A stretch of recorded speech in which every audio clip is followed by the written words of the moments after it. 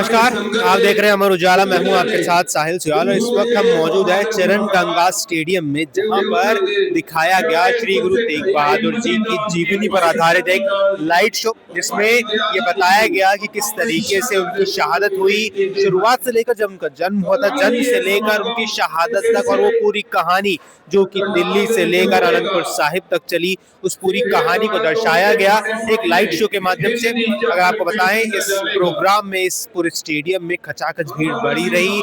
यहाँ पर कई लोग आना जाना लगातार लगा रहा। और आपको यहाँ पर एक खास बात बता दें कि पंजाब सरकार ने एक जो चीज की हुई है वो ये है कि यहाँ के लोगों के लिए ई रिक्शा हो गए या बसेस हो गई, जितनी भी पंजाब रोडवेज की बसेस है उनको फ्री कर दिया गया है, ताकि वो स्टेडियम तक पहुंच सके, इस लाइट शो को देख सके। इसके साथ ही एक ड्रोन शो का भी आयोजन किया गया है, जिसके लिए अब लोग वहां जाते हुए नजर आ रहे हैं। पर आपको बता दें कि इस लाइट शो के दौरान काफी लोग भाव विभोर भी नजर आए, जिन्होंने उस कहानी को सुना, उस कहानी को समझा और उस कहानी के दौर को एक बार फिर से अपनी नजरों से देखा इस लाइट शो के माध्यम से। ये सब हमने अपने कैमरे से भी कैप्चर किया है, आपको कुछ तस्वीरें भी उसकी जरूर हम दिखाएंगे। और इसके साथ ही अगर हम आपको दिखा सके तो यहाँ पर कुछ विजुअल्स हम आपको दिखाएंगे। आइए अब आपको वो कहानी भी समझा दे जिसको लेकर अनंतपुर साहिब में ये लाइट एंड साउंड शो करवाया गया है। दरअसल कहानी की शुरुआत होती है अनंतपुर साहिब से ही।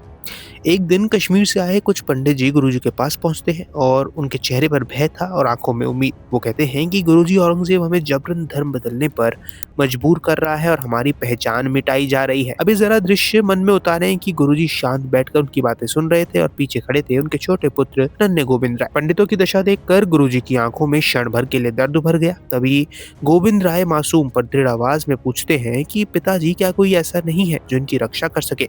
जिस पर गुरुजी ने मुस्कुराते हुए कहा कि ऐसा कोई है जो अपने प्राणों की आहुति दे सके। अभी जवाब सुनते ही उस वातावरण में सन्नाटा छा गया और सब समझ गए कि गुरु स्वयं आगे बढ़ने वाले हैं। अब जरा सोचिए, ये जानते हुए भी कि आगे मौत है, गुरु तेग बहादुर जी बिना डरे दिल्ली की ओर चल पड़े। उनके साथ कुछ श्रद्धालु थे।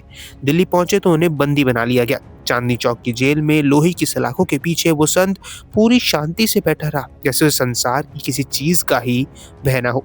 यातनाएं दी गई, साथियों को अमानवीय तरीके से मारा भी गया, लेकिन गुरुजी अडग रहे।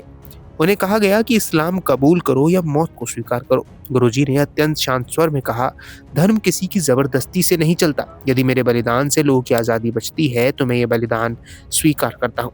और फिर आया 24 नवंबर 1675 का वो दिन। चांदनी चौक खचाखच भरा हुआ था। हजारों की भीड़ पर सन्नाटा ऐसा कि मानो हवा में रुकी हुई हो। गुरुजी को तख्ते के पास लाया गया। उन्होंने एक बार ऊपर आसमान की ओर देखा। चेहरे पर ना कोई डर, ना कोई क्रोध, सिर्फ करुणा। तलवार चली और एक ही पल में इतिहास बदल गया। अब ये सिर्फ एक संत की मृत्यु नहीं थी, ये एक शहीदी थी। ये अत्याचार के खिलाफ मानवता की सबसे ऊंची आवाज थी। ये संदेश था, सत्य और धर्म को तलवारें नहीं हरा सकती। इसलिए श्री गुरु तेग बहादुर जी को हिंद की चादर भी कहा गया है। वह ढाल जिसने खुद को कुर्बान कर दूसरों की आस्था का सम्मान किया। अगर आप ये वीडियो YouTube पर देख रहे हैं तो हमारे चैनल को सब्सक्राइब कर बेल आइकन दबाएं और Facebook पर देख रहे हैं तो हमारे पेज को लाइक करें।